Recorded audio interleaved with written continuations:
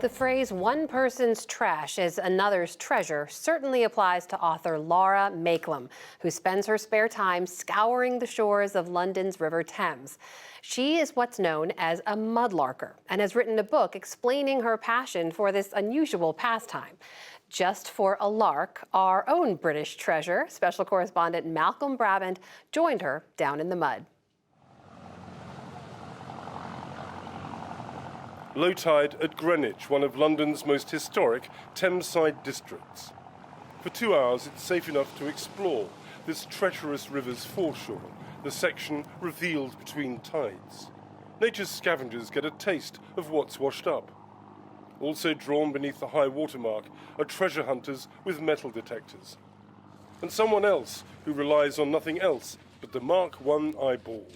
My name's Laura Makelem and I'm a mudlark. What's one of those? A mudlark is somebody who searches for history. We're looking for the lost and found things that in London's date back 2,000 years plus. To an untrained eye, the pebbles are unremarkable, but not to the mudlark. This is ordinary utility wear, and this is where the handle would have attached. And this was probably maybe a big jug for pouring out ale. It would have been used in the kitchens and in the serving areas of the Tudor palace that was up there. The palace no longer exists. Standing in its stead is the National Maritime Museum. This was the domain of England's King Henry VIII, who acquired 6 wives. The 16th century was Greenwich Mean Time. Beheading was more convenient than divorce. The king also had a mean appetite. So, even bits like this, this would have been food. This is domestic waste. From the palace up there. So we've got a rib bone here. This could have been part of one of Henry VIII's feasts. You can imagine him sitting at the table with Anne Boleyn, chomping away on this rib. Pin-sharp vision is required to spot the most mundane items that the mudlark brings to life.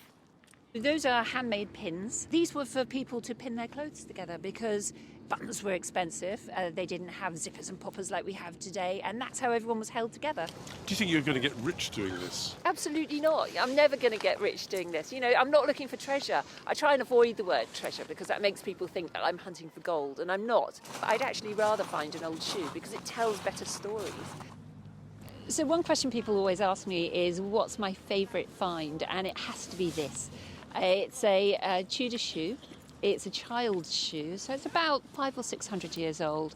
And when I pulled it out of the mud, it was in perfect condition. I looked inside it and I could see the impression of its original little owner's toes and heel in it. We'll never know who owned this little shoe, but it tells a story of ordinary people in London. A little boy or a little girl, maybe running across the mud, they lost their shoe, perhaps they'd been bullied and somebody had pulled it off and thrown it into the river for a laugh. Maybe it just wore out and they threw it away. Besides disgorging broken relics of 2 millennia, the river also spits out a mass of 21st century trash. But on this day, the air was untainted by the stench of sewage, polluting the river more frequently as London grows apace. Mudlarking is very much affected by the rhythms of the river. The tide has just turned and is coming in. Every 12 hours this takes place, bringing a new delivery of London's history. And here is something that's 2,000 years old.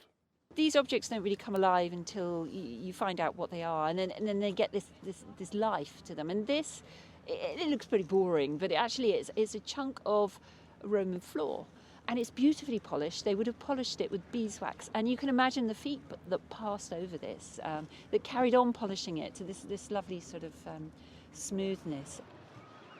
One of the great things about the river is that it's anaerobic. The mud is anaerobic, which means there's no oxygen gets into it, and it preserves organic material perfectly, almost as perfectly as the day it went in. Now this little comb is made of boxwood. It's only half a comb, it's broken in half. One side would have been for getting out the parasites and the nits, and the other side for styling hair. Do you have a holy grail as something that you'd like to find? Do you know what? I did have a holy grail, and it was actually a holy relic. I really, really wanted to find a medieval pilgrim badge. And I searched for 20 years for a complete medieval pilgrim badge. I've only found pieces of it. And then a couple of years ago, I finally found one. This medieval pilgrim would have gone down to Salisbury Cathedral on pilgrimage, would have bought it down there. Really just in the way that we buy maybe a fridge magnet or a key ring. They were cheap, and they might have rubbed it against his shrine just to bring home a little bit of magic from the shrine. Over the past 20 years, the river has been revitalised, especially by the clipper service, but there's a price to pay.